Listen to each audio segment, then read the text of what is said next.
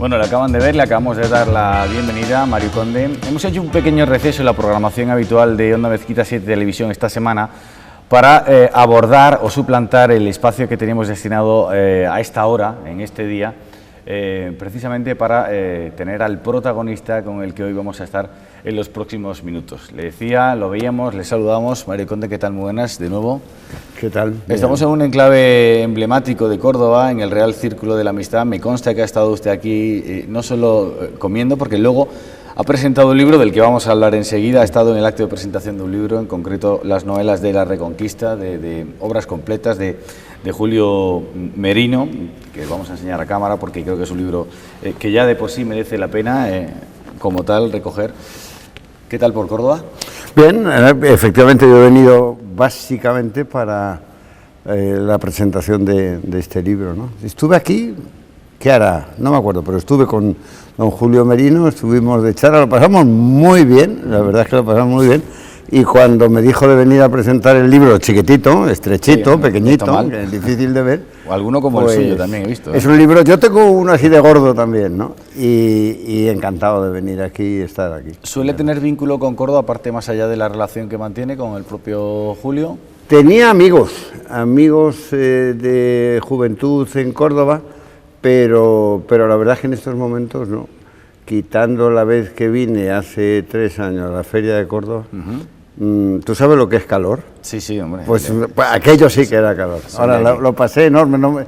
Me vine para estar por la tarde y me fui al día siguiente, no te digo nada. Hablando de feria, ¿le gusta más la de Jerez, Sevilla? Sé que en alguna de las dos le... Me gustan todas, me gustan todas. A mí lo que me gusta es los ambientes buenos, ¿no? Donde hay un ambiente bueno. Me da igual que sea Jerez, Córdoba, Málaga, que mi tierra, que Galicia, que Chaguazoso. Pero hay que reconocer que el sur en eso es imbatible, ¿no? Nosotros los gallegos en fiestas somos muy aburridos, somos muy germánicos, damos golpes en las mesas y cantamos lo mismo, no somos expertos en ese mundo. Mario Conde nació en Galicia, en concreto en Tui, no voy a decir el año, si quiere... 1948. ¿Lo dice usted? Bueno, pues ya lo ha dicho usted, para dejar data de la propia edad que también tiene. Pasa una cosa. Si he nacido en el 48 y tengo ya unos cuantos años, hay que ver lo bien que estoy para esos años, tengo que presumir, ¿no? Se conserva bien. Tengo que presumir, claro. Y le decía que nació en Galicia, pero luego estuvo unos años en Alicante viviendo, precisamente por circunstancias familiares, luego ya se fue a vivir a Bilbao, donde estudió Derecho, allí en Deusto.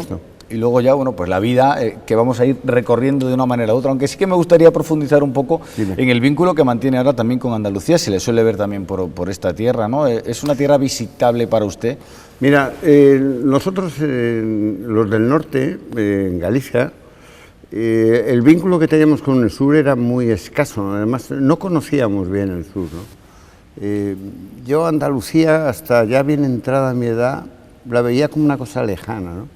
Cuando descubrí Andalucía me fascinó, ¿no? Y entendí que hay una mitología sobre Andalucía, de que la gente no trabaja, y todas esas historias, ¿no? Que son falsas, ¿no? Y son rotundamente falsas.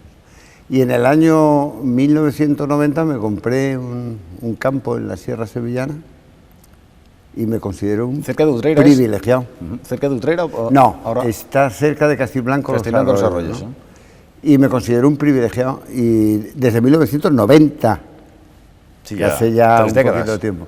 Y he vivido la tierra andaluza, las costumbres andaluzas, la vida andaluza, y me fascina, ¿no? Y luego viví 10 años en Galicia, en un pueblo de 100 habitantes, maravilloso. Y en el 2018 decidí venirme a Andalucía. Y ahora mismo vivo en Andalucía. El confinamiento lo pasé allí, en el campo, y eso no es ni confinamiento ni nada, claro, porque con un campo tan bonito, con una primavera que hizo maravillosa y tal, y tengo que decir que soy feliz. Echo de menos el norte, claro, pero lo echo de menos de largo. Hay que decir que aquí donde le vemos, ha pasado el COVID, ¿no? Y además creo que tiene anticuerpos, pues usted siempre casi todo lo ha hecho a lo grande, creo que tiene más que nadie, ¿no? Para aburrir, me dice la médica, oiga, don Mario, ¿y cómo es posible que esté usted así, que tal? Y yo le tomé el pelo. Le dije, hombre, es que yo no me he fumado nunca ni un pitillo, me he fumado 5 cajetillas diarias, ni me he tomado una copa, piscinas, y me ha acostado a las 9 de la noche, lo que no le he dicho que era por la mañana, ¿no? Pues no lo sé, la verdad es que lo he pasado. Tenemos un familiar pasándolo muy mal. No es ninguna broma el COVID, ninguna broma. Si por tu inmunología te afecta, da igual la edad que tengas, el riesgo es muy alto, ¿no? Yo he tenido la suerte de pasarlo bien, de que tengo mis anticuerpos, pero amigos míos han muerto y en estos momentos tenemos a un familiar mal. Bueno, pues ojalá se recupere, salud para él y evidentemente aprovechamos también para, bueno, transmitir desde aquí, ¿no?, ese mensaje siempre sobre la pandemia, que el coronavirus aún existe. Hay que decir que nosotros estamos inmunizados ambos, por eso nos hemos podido saludar como lo hemos hecho al arranque del propio programa, ¿no? Vínculo con Andalucía, bueno, se considera usted bien, ha superado el COVID, usted ha superado muchas cosas en la vida, en muchas etapas, ¿no? Evidentemente, vínculos familiares perdidos por circunstancias personales, donde ha convivido a lo mejor en lugares y en espacios donde a lo mejor nunca se hubiera visto, pues cuando a lo mejor entró en Deusto, ¿no?, cuando su padre le dijo, tú vas a estudiar Derecho, ¿no? ¿Decidió por usted? Decidió por mí, así es. Bueno, no decidió mal, ¿no?, al fin y al cabo, ¿no? Bueno, lo que pasa es que, fíjate, estudié Derecho y estudié Economía, y luego ni he ejercido de abogado, bueno, muy poquito. De abogado del Estado. Pero me ha servido mucho en la vida. He trabajado en la industria farmacéutica, fíjate. Ahí empezó todo, por eso le iba a preguntar un poco. Ahí empezó. He aprendido muchísimo en la industria farmacéutica, he aprendido muchísimo en la banca, y luego, y sobre todo y por encima de todo, he aprendido muchísimo en la vida, ¿no? A mí me dicen que yo he vivido 3 vidas en una, ¿no? Es que no es tan fácil ser abogado del Estado con el número 1, luego ser industrial con el laboratorio farmacéutico más importante de España. Lo vendí luego por una fortunita. 400 millones, ¿no? 450, que 50 millones son 50 millones. Que me los de dólares. Luego, presidente del primer banco y de la primera corporación industrial de España. Y luego 4 veces que me han ingresado en prisión. 4 veces, ¿no? Recurriendo a Suiza, lleva usted también. Pero incluso viendo a mis hijos también, para luego decirte que no había absolutamente nada. No es fácil superar todo eso, no es fácil, no. Andar por las moquetas de los bancos y tal es fácil, ¿no? Saber andar por la cárcel ya no. Pero sobre todo saber superar la brutalidad, la crueldad y la injusticia contigo, eso es mucho más difícil. Pero bueno, creo que ha sido la asignatura más difícil de mi vida, vivir. Vivir con dignidad, vivir sin renunciar y poder estar hoy aquí, poder estar aquí sentado, ¿no? Eso es un éxito. Muchas etapas superadas, ahora vamos a ir ahondando en alguna de ellas. No me gustaría incidir sobre todo en lo negativo, porque también tiene una imagen que algunos han construido, ¿no?, sobre usted, de la que me gustaría hablar. Pero sí es cierto que ha citado ya precisamente su tiempo en prisión, son esos 4 ingresos en prisión. ¿Se recupera alguna vez el tiempo que uno deja en la cárcel, en la vida, pese a tener una vida dilatada e intensa como la suya? El tiempo, lo que se llama el tiempo, no. Tú no lo recuperas porque el tiempo es irrecuperable, los años pasan y ya está. Sin embargo, la calidad de lo que vives a partir de ese momento puede ser totalmente distinta. Es decir, la cárcel es un espejo. Yo me he preguntado a mí mismo muchas veces, ¿yo cómo soy? Pues para saber cómo eres te tiene que poner en una situación límite. La cárcel es una situación límite. Entonces yo me conocí a mí mismo en la cárcel y te advierto que me quedé bastante satisfecho de saber cómo soy, ¿no?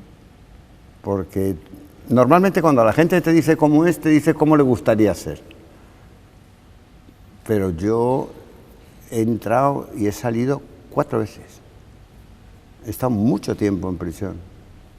Sé cómo soy. Sé que resisto, sé que aguanto, sé que no genero odio ni venganza, sé que quiero vivir.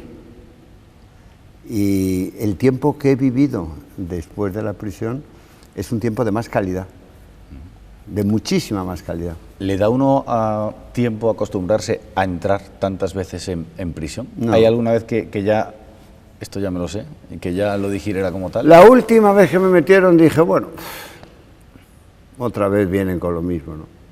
El sistema es implacable, absolutamente implacable. Cuando el sistema decide ir a por una persona, es implacable. A mí me lo decía un exministro, estábamos un día en una fiesta. Es un exministro importante, no doy nombre porque no hace falta. Y me dijo, hay que ver lo que ha pasado contigo. Que me lo diga un exministro también suena un poco a cachondeo, pero bueno, hay que aguantarle, hay que aguantarle. Y yo le dije, así, medio en broma, medio con un fino, medio con dos finos y tal. Afinado. Le dije, sí, un poquito afinado ya, como una guitarra afinado. Le dije, yo creo que hasta que no me muera no me dejarán en paz. Pensando que me dijera, no exageres, hombre. Y me dijo, de eso puedes estar seguro. Me acojoné un poquito, claro. Le vino a decir que hasta el final iban a estar Que ahí. hasta el final. El sistema es implacable y cuando lees historia, este libro toma la historia como excusa, porque luego es una novela que es creativa, imaginativa y estupenda y divertida, ¿no? Pero cuando conoces la historia del poder, si es algo el poder es implacable, ¿no? El poder genera sus propios enemigos por la razón que sea, pero cuando genera un enemigo, implacable. ¿No es un poco contraproducente que una persona como usted, tan formada, ¿no?, en aquella época, que alcanzó, lo ha referido como tal, la primera plaza, podríamos decir, como abogado del Estado, luego acabe siendo una propia víctima de aquello para lo que tanto tiempo ha invertido? Bueno, verás, yo estudié abogado del Estado porque mi padre quería que yo fuera abogado del Estado. Mi padre era un funcionario, inspector de aduanas, y en aquella época el prestigio mayor de los funcionarios era ser abogado del Estado. Entonces, muchas veces los padres se realizan en los hijos, ¿no? Quieren que los hijos sean lo que ellos no han sido, ¿no? Bueno, a mí me da igual estudiar, a mí me gustaba mucho el derecho, me gustaba mucho estudiar, me dijo abogado del Estado, pues fui abogado del Estado. Pero a los 2 años y medio me aburrí, yo con 26 años, que era un rollo eso de ser abogado del Estado. Yo quería más vida y me largué. Y me largué a la industria farmacéutica y no volví a tener contacto con el Estado en sentido estricto hasta los pleitos penales, ¿no? Yo creo que no hay que confundir, es decir, yo creo que dentro del Estado ejercen poder personas que no se merecen. Dentro del Estado hay personas morales y personas inmorales. Hay personas justas y personas injustas. Y hay personas que en el fondo son delincuentes en potencia, ¿no? Porque de todo hay en la vida del Señor. Tu problema es cuando te encuentras enfrente de uno de esos. Porque tiene un aparato de poder inimaginable. Inimaginable. Nadie tiene tanto poder como el poder que tiene el Estado. Máxime en un país como el nuestro, en donde eso de la separación de poderes está muy bien, pero separación de poderes quiere decir que uno está en Moncloa y otro en el Supremo, pero no hay más separación. Es que no existe más separación, ¿no? Los jueces los nombra el Consejo General del Poder Judicial, que los nombra los ministros, y es terrible para alguien que es un jurista vivir lo que llaman el derecho, que no está derecho, está torcido. Pero bueno. Tantas leyes en este país, usted que las ha estudiado, no sé si seguirá estudiándolas, ¿no?, porque siguen saliendo, ¿no? Prácticamente con un goteo muy periódico. Tantas leyes y ¿se puede decir que España es un país justo? Bueno, la justicia es una aspiración, o sea, es un ideal, ¿no? Aspiramos a ser justos. Muchas veces la vida te impone cosas que pueden ser aparentemente injustas, ¿no? La justicia no es un logro, es una aspiración. Cada uno la vive en sí mismo. El problema está en que tú apruebas una ley, y una ley es una cosa abstracta, pero entre la ley y tú se interpone alguien, y ese alguien se llama juez. Pero es que ese juez es una persona humana. Y como persona humana le puede doler la tripa, le puede doler la garganta, se puede llevar bien o mal con su mujer, o puede tener aspiraciones. Y puede tener aspiraciones más legítimas o menos legítimas. Y pertenece a un vínculo, y tiene intereses, y tiene que dictar sentencia. La ley para ti es una sentencia que dicta un hombre. ¿Qué sabes de ese hombre? A lo mejor lo que sabes de ese hombre lo sabes un poco tarde, cuando ya ha dictado sentencia. La justicia es una aspiración. No es importante la separación de poderes. Lo que verdaderamente es importante es que quienes administran la justicia sean hombres dignos, que no se dejen corromper. Pero como crees un sistema que tienda a la corrupción, el ser humano es débil. Y si ves que los que prosperan en las carreras judiciales son aquellos que han hecho caso al poder político, pues tu mujer te va a decir, Manolo, hombre, ese es el gran problema.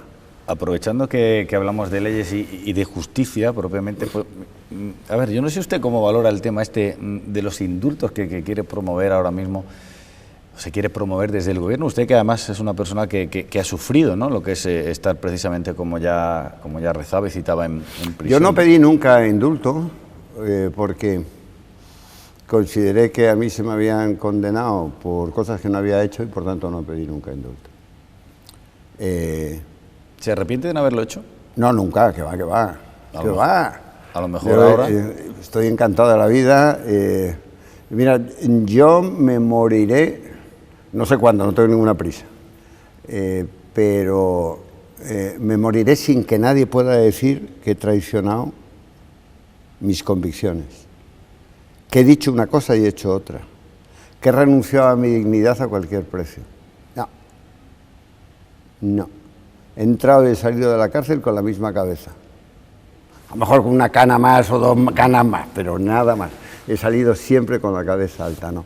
No, yo no pedí el indulto. ¿Esta gente hace bien en pedir indulto? Bueno, el problema no es que ellos lo pidan, que encima creo que no lo han pedido ellos, ¿no? Parece ser que han sido unas asociaciones y tal. Coño, ten un poco de dignidad. Si quieres indulto, pídelo tú, y si no, no utilices a Pepe y tal, ¿no? Otra cosa no es que ellos lo pidan, otra cosa es que lo den o no. Y una cosa muy importante es que yo de eso no voy a hablar mucho ahora, pero la gente está hablando de lo que dice la Constitución sobre los indultos, sobre el rey, sobre el no rey, sobre el gobierno, sobre el no gobierno, sobre los jueces, y yo creo que no se han leído la Constitución bien, ni se han leído la ley de 1870, ni se han parado a pensar en qué año se hizo, ni se han parado a pensar qué pasaba en España en el año 1870, donde simplemente te doy un dato: no había rey. No había rey. Habíamos quitado a Isabel II y estábamos esperando a Amadeo de Saboya. Ni nos hemos parado a pensar lo que dice la Constitución sobre las funciones del jefe del Estado, sobre el rey. Yo tengo la intención de escribir algo sobre eso, porque creo que se está confundiendo mucho a la gente, ¿eh? Pero vamos, no es de ahora. Yo lo que creo es que indultar a unas personas que han hecho dos cosas: una, rebelarse frente a la Constitución unilateralmente, y dos, decir que lo volverían a hacer. Y claro, el rey, don Felipe, representa la unidad, ¿no? Bien. ¿Estos van a favor o en contra de la unidad? En contra. Además dicen que no quieren la monarquía. Y además le han atacado personalmente al rey. Y además le han declarado persona non grata.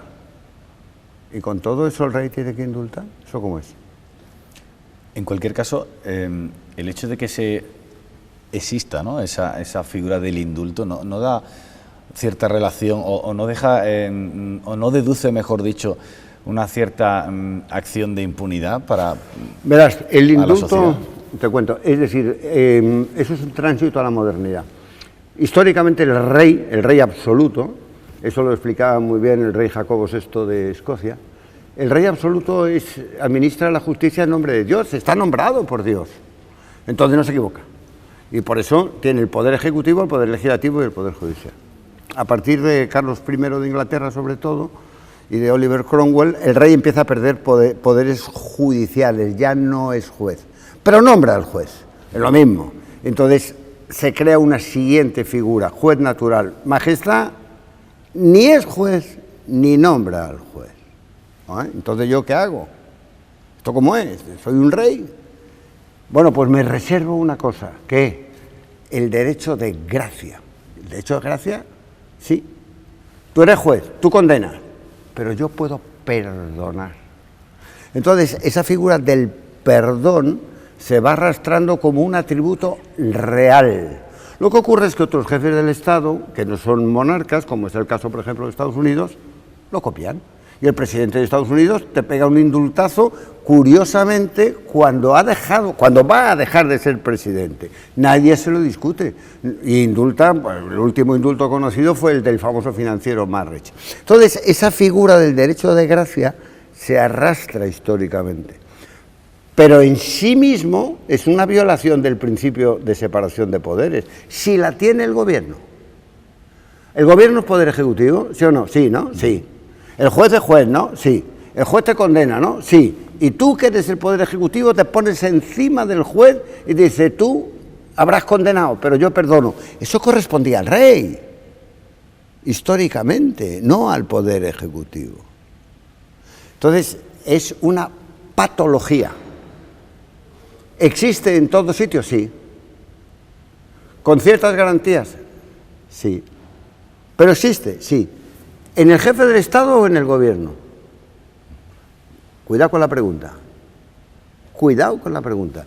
El jefe del Estado está por encima del Ejecutivo y del Judicial, ¿no? ¿Quién tiene la llave? Esta es la clave.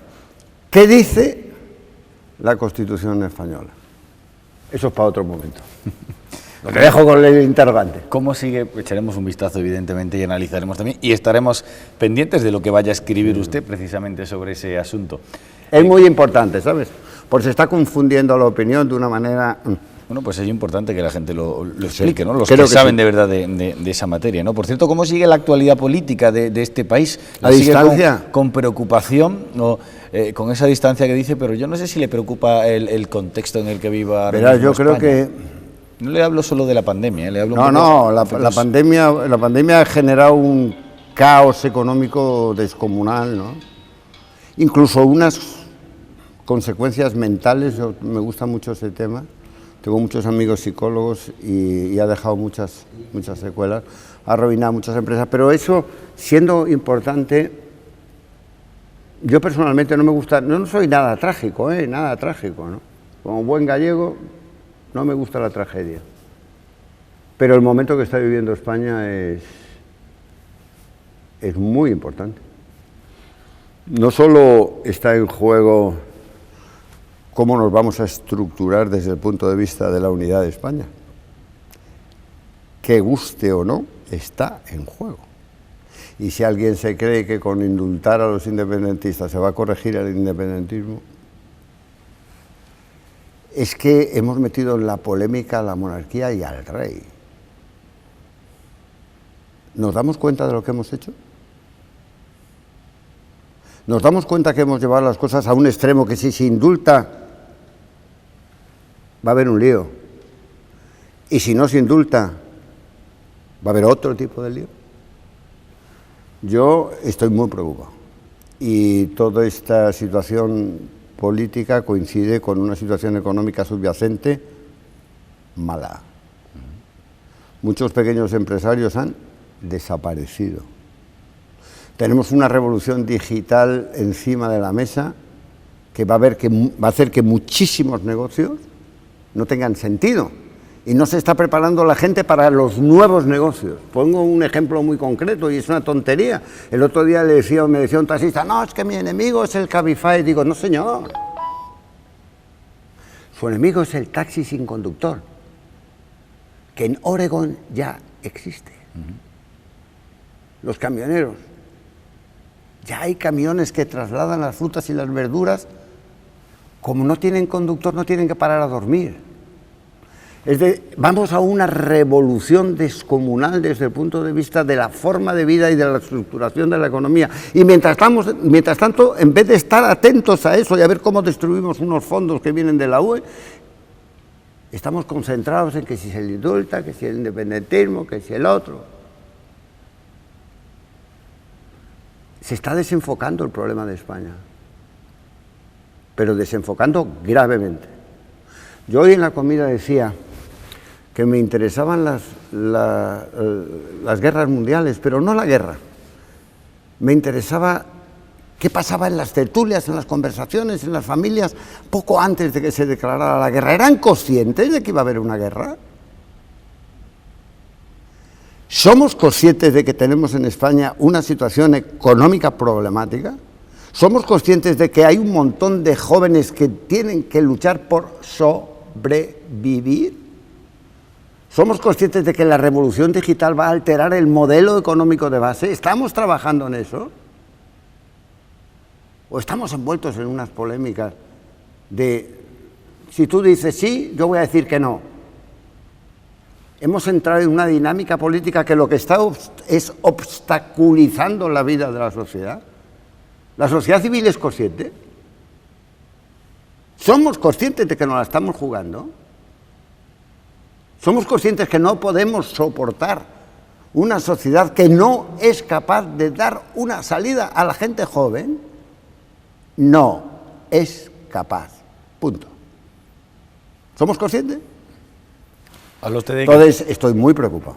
Habla usted de que la posible solución está en redirigir el foco de atención, entiendo, pero todo pasa también por cómo se gestiona un país, ¿no? Yo no sé si en este país sobran políticos, sobran autonomías, sobran de alguna manera cargos o no, es un país que hemos construido y maximizado así. Nosotros hemos ensayado ya a lo largo de la historia de España casi todo, ¿no? Hemos ensayado los modelos federales, los modelos confederales, los modelos cantonales, etc. Por supuesto que sobran sector público, por supuesto que sobra sector público, por supuesto que falta sociedad, por supuesto que la gestión de lo que es el modelo... Hemos tenido una pandemia, ¿no? Sí. Bien, ¿esa pandemia qué ha hecho? Destruir la economía, por lo menos en una gran medida, sí. ¿Quiénes son la economía? Los empresarios, sí. ¿Cómo se restaura economía? Con los empresarios, sí. ¿Quién está administrando los fondos?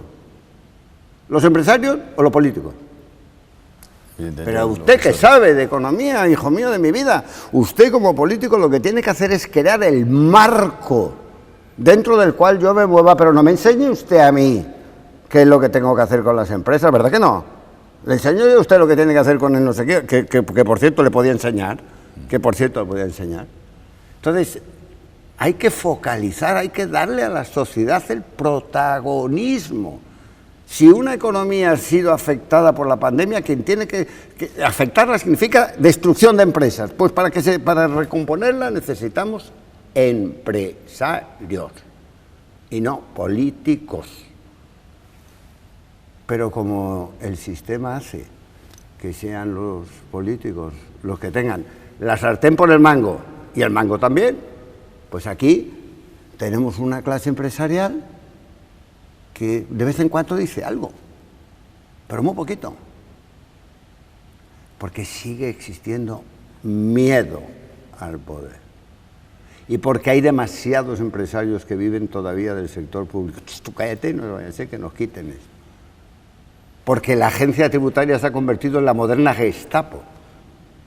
Y como digas no sé qué, te mandan a los inspectores de Hacienda, que con una ley que tiene unas atribuciones monstruosas, primero te embargan y luego a discutir.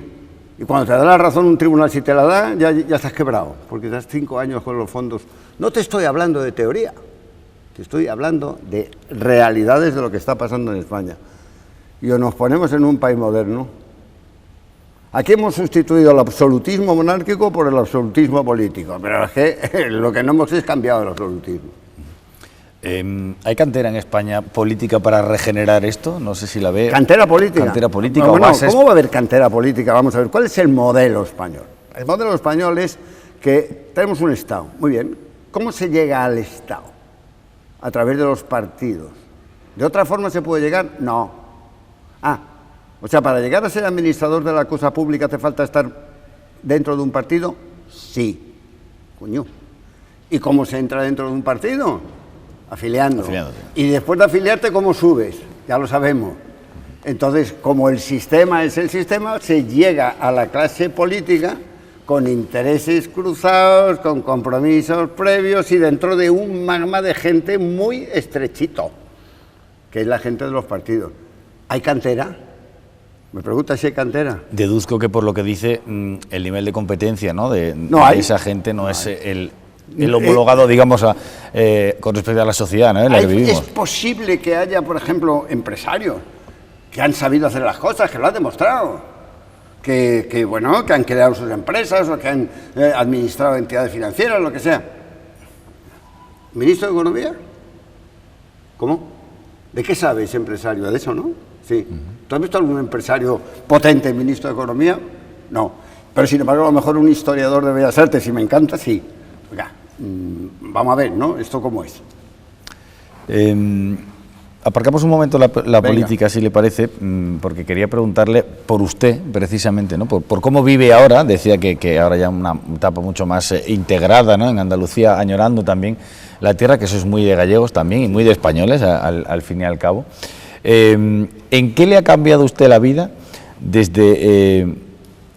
a ver, no sé si se puede decir, usted se ha jubilado de alguna manera de acciones empresariales, ¿no? Y de la vida un poco pública en cierta medida, ¿no? En mucha medida. ¿En qué le ha cambiado la vida y si es mejor la que tiene ahora que la que vive? Cuotas de felicidad. Vamos a ver, la felicidad es como la justicia. La felicidad sigue siendo una aspiración, ¿no? Es algo que nos ganamos a pulso todos los días, ¿no?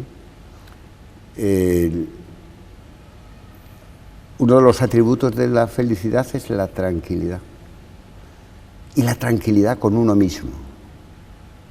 Cuando a ti te remuerde la conciencia, vas a ser cualquier cosa menos feliz. Claro que para que te remuerda la conciencia hay que tener conciencia. Y no todo el mundo tiene ese atributo. Bueno, y saber que has hecho algo mal, ¿no? Que has podido hacerlo, ¿no? Las dos cosas. Pero tienes que tener conciencia. He conocido a mucha gente sin conciencia. Yo estoy con otra calidad de vida.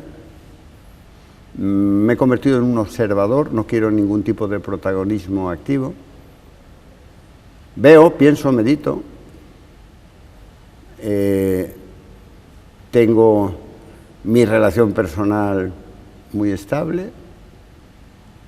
Mis hijos están estupendamente, a pesar de tantos pesares. Tengo 3 nietos que son la bomba atómica. Atómica. Y miro para atrás y digo, soy un privilegiado, tío. Mario, eres un privilegiado. La vida me ha dado todo. Todo me ha dado. Me ha dado el sabor amargo de la traición, de los mejores amigos. Me ha dado el sabor dulce de la grandeza de mis muy buenos amigos. Me ha dado inteligencia, me ha dado voluntad, me ha dado capacidad de resistencia. Me dio una mujer espléndida y luego murió. Me enseñó a soportarlo. He visto a mis hijos en prisión injustamente y he sabido soportarlo.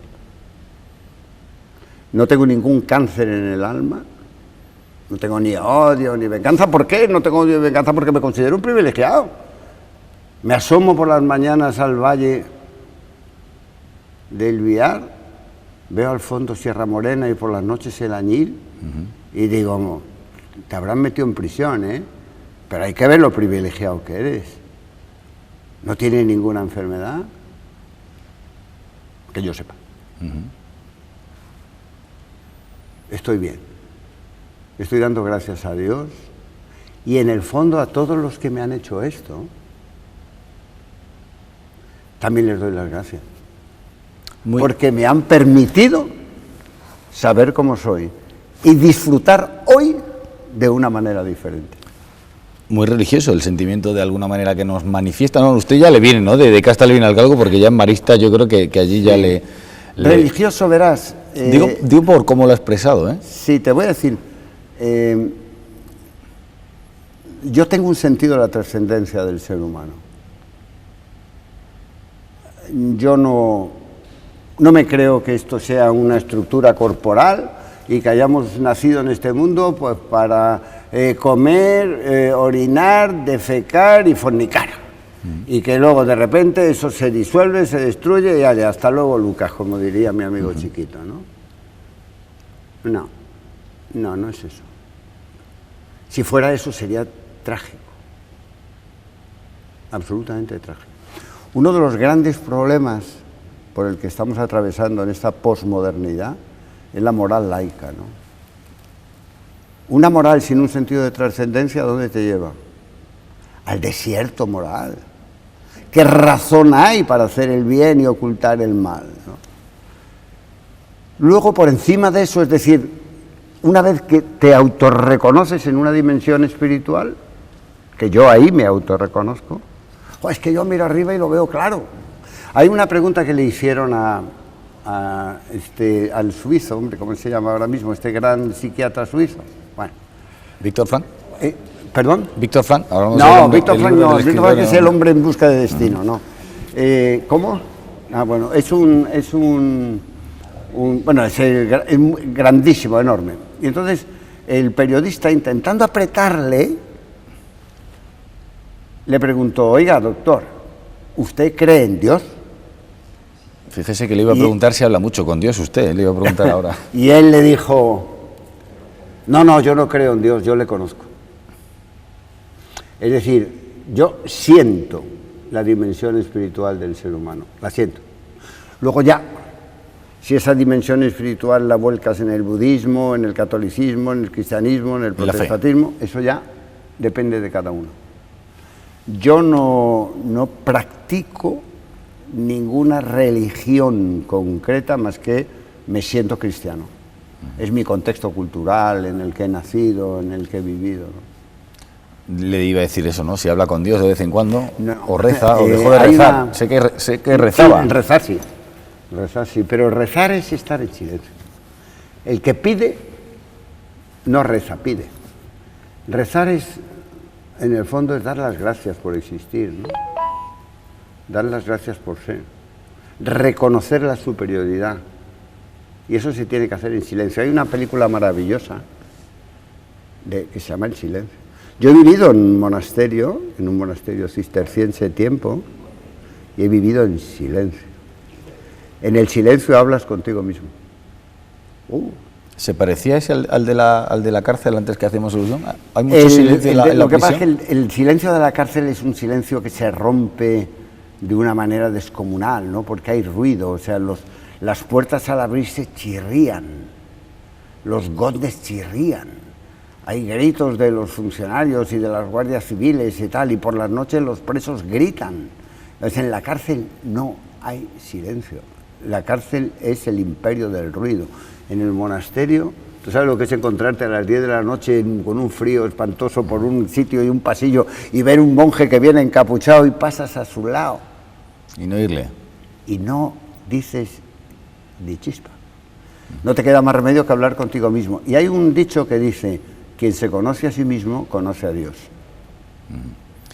Le preguntaba antes, por echar un poco la retrospectiva, nos quedan pocos minutos para acabar este espacio.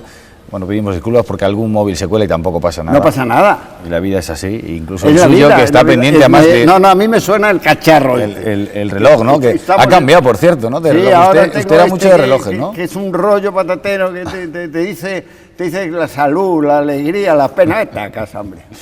Le decía, cuando usted mira, no sé si tiene tiempo de mirar fotografías, usted era un hombre de revista, quiero decir, un hombre admirado en una época, que llegó a lo más alto y que luego, bueno, pues le preguntaba, le decía al principio de la entrevista que recuperásemos un poco esa figura que usted ha construido o que han construido sobre usted, ya sea positiva o de manera negativa, ¿no? Cuando usted echa la vista atrás, ¿y se reconocen en aquellas fotografías y se arrepiente de algo? No, verás, mira, yo siempre decía, en aquella época, es muy, muy raro que tú en aquella época encuentres una entrevista mía. No daba entrevistas. No daba entrevistas alguna vez y tal y cual. Pero lo que se hizo fue que apareció un tío de 37 años, presidente de banco, ¿esto cómo es? Y de repente, aquello estalló. Como encima el tío no era ni paralítico ni horrible, pues entonces, bueno, y como se le ocurrió la genial idea de usar, igual que su padre, gomina, pues aquello era bueno, no me digas tú, aquello es que tenía todos los ingredientes, y esos ingredientes los convirtieron en un mito. Y empezaron a inventar historias y cosas muy curiosas y tal cual. Y yo lo veía a distancia y le decía a mis hijos, una cosa es el personaje y otra cosa soy yo. Al poco yo te voy a decir cómo lo aprendí eso, al poco de estar en Banesto, yo estaba harto. Y me gustaba el flamenco, que lo voy a hacer, hombre. ¿Y le sigue gustando? Y me encanta. Y le dije a un amigo mío, vámonos. ¿A dónde vamos? Vámonos a escuchar un poquito flamenco a un sitio y tal. No, pero es que no puedes ir a ningún lado. Bueno, hay uno que me han hablado que hay muy poca gente. Allí nos fuimos. Y yo estaba en la barra. Y apareció un chaval de tu edad, más o menos. Se me queda mirando. Le diré yo mi edad también, ¿eh? Luego le diré yo mi edad. Vale. Se me quedó así mirando y me dice, ¿tú eres él? Y le digo, yo, ¿qué coño? No, pero es que he visto que llevas el mismo cuello de camisa. Yo digo, este tío está mal de la cabeza. Y lleva los mismos zapatos. Y el nudo de la corbata. Entonces me di cuenta que los medios de comunicación habían fabricado un mito. Sí, lo construyeron. Y me acojoné. Porque me podía quitar la vida. Me podía quitar la vida. Si yo me confundía con el mito, yo era hombre muerto. Y me defendí. Y dejé que el mito viviera. Y me hacía mucha gracia. Y le comentaba a mis hijos, fíjate lo que dicen. Por ejemplo, decían, le gusta matar perros. Joder, a mí me encantan los perros, pero daba igual. Todo lo que decían me daba igual. Era el personaje. Yo era yo. Y ahora cuando lo miro, pues lo veo, pero hay un caso, verás, mira, no ha habido en la historia de España un tipo tan mitificado, fuera de políticos, ¿no?, como el personaje este Mario Conde. Ni tampoco un tío tan atacado y tan vituperado y tan insultado como Mario Conde. Entonces tú dices, caramba, y en Mario Conde, este que está aquí sentado, ¿qué tal? Pues este Mario Conde va por la calle y le paran para hacerse fotos, y va a la feria de Villaverde del Río, que anda que no hay gente allí, y le paran para hacerse fotos, y jamás nadie le ha dicho una palabra más alta que la otra, al revés. Y un chaval de 16 años ahora venía, y recibo mails, ¿qué ha pasado? Que no se lo han tragado. Aparte de que en un momento determinado, quienes hacían esto eran más o menos buenos, porque se creían que la clase política era buena. Entonces lo dice el bueno, pero es que ahora la clase política ya no son los buenos. Y entonces lo que haya hecho la clase política ya lo ponen en duda. Pero yo te desafío a que vengas conmigo al sitio que quieras, donde hayan 3 millones de personas, con que uno diga algo, y lo lógico es que lo dijeran. Un ministro del gobierno muy conocido me decía un día cenando, joder, yo tengo que salir a la calle con casco moto para que no me apedreen, y tú sales y te aplauden. ¿Eso cómo es? La separación entre la persona y el personaje. Tú sabes que persona era la máscara que usaban los griegos para el teatro. Pues la persona está ahí. La persona personaje. Y la persona de carne y hueso está aquí sentado contigo, hablando. Ahí lo tienes. Pues fíjese, y no tenemos mucho más tiempo, pero podríamos estar mucho más. En cualquier caso, le invitamos a que venga a Córdoba con más con más tiempo todavía, hombre. Incluso con más tiempo, porque puede venir también, ya no solo a la feria, pero hay patios, en fin, yo sé que conoce. Me ha la invitado ciudad. una amiga mía, sí, que es directora de banco, y me invitó a los patios y no pude venir. Y me han dicho que es una preciosidad. Pues tiene usted el mes de mayo del año que viene, si quiere, para poder reconocerlo, y no solo en la capital, sino que también le sorprendería en la propia provincia. Mario Conde está hoy con nosotros en este programa especial que hemos hecho, un programa que hemos hecho también, bueno, gracias a la excusa de que ha podido venir a Córdoba a presentar, estar presente en esta serie, estas obras completas, en este caso de Julio Merino, las novelas de La Reconquista, que bueno, que tienen una pinta divertidísima. Usted además que ya la ha leído, esas obras completas de Julio Merino, también junto con la coautora Pilar Redondo, bueno, pues llevan escritas obras precisamente sobre la época. Es muy gordo, y se ve ahí, asusta, bueno, pero luego es divertido, porque, bueno, Merino tiene una imaginación que, bueno, que es que no te paras de leer. Pues ha sido un placer tenerle con nosotros aquí en Una Mezquita, que haya accedido a esta entrevista, que haya venido a Córdoba, insisto, que no le pilla muy lejos y puede venir cuando quiera. Estoy en una hora de Los Carrizos, de donde vivo yo, una hora, nada más. Ahora le diré yo también algún sitio precisamente, porque también conozco bien esa propia zona. Ah, qué bien. Le decía que ha sido un placer tenerle con nosotros en Una Mezquita, le deseamos mucha salud, sobre todo también ese familiar que hacía ilusión al principio, que siga viviendo con esa vitalidad que demuestra y que tenga mucha suerte en el futuro. Muchas gracias. Gracias. Y ahora dime la edad. ¿Perdón? ¿Me has dicho que me ibas a decir la edad? Pues mira, tengo 41. A ver, pues ya está. Venga. Un poco mayor de que se... Yo creía que eras menos, pero bueno, ¿qué vamos a hacer? Eso me dicen. Bueno. Sobre todo por lo de chaval, se le agradezco por lo de chaval. Gracias.